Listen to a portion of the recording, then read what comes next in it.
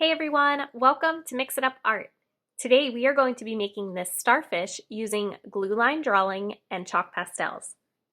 To get started, you're going to get a sheet of white construction paper and you can hold it either landscape or portrait. This is completely your preference.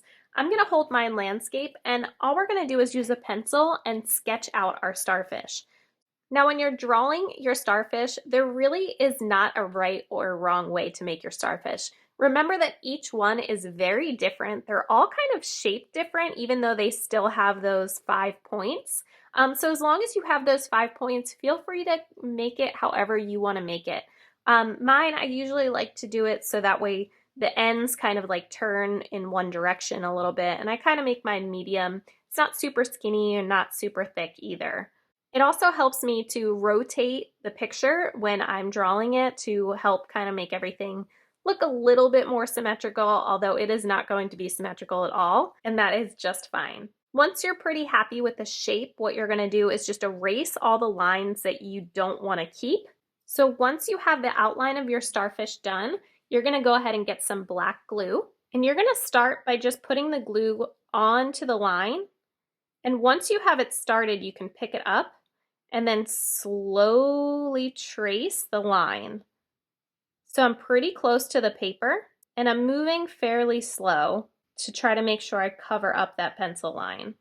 If you can, you want to do the line in one motion without taking a break, and that will help keep things nice and smooth.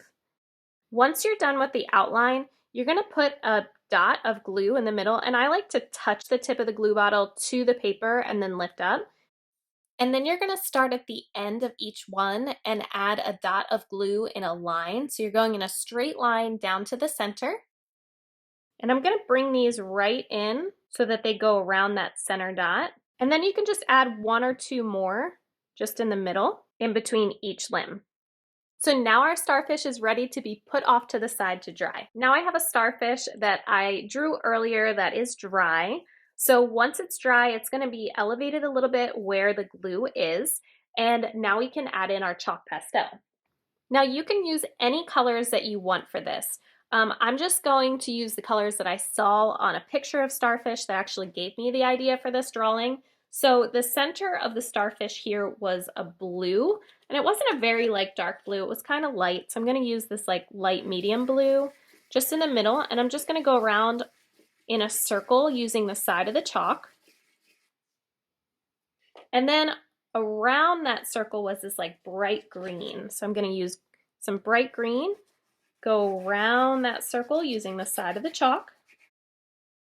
And there was a little bit of blue there, so I'm going to go back to my blue. And then the ends of the starfish were purple. So now I'm going to take one finger and I'm going to start in the middle and go in a circular motion and just kind of blend everything together so that the blue goes into the green, and then the green into the blue, and then the blue into the purple. Once I'm done blending the starfish, I'm just going to tap off the extra chalk.